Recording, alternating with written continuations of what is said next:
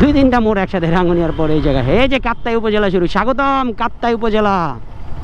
ও এখানে তো cantonment, checkpost আছে এখানে, হালকা সাবধানে রাইড করতে হবে।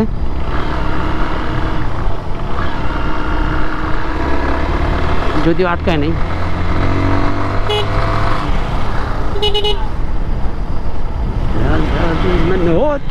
প্রিয় রাজাজি,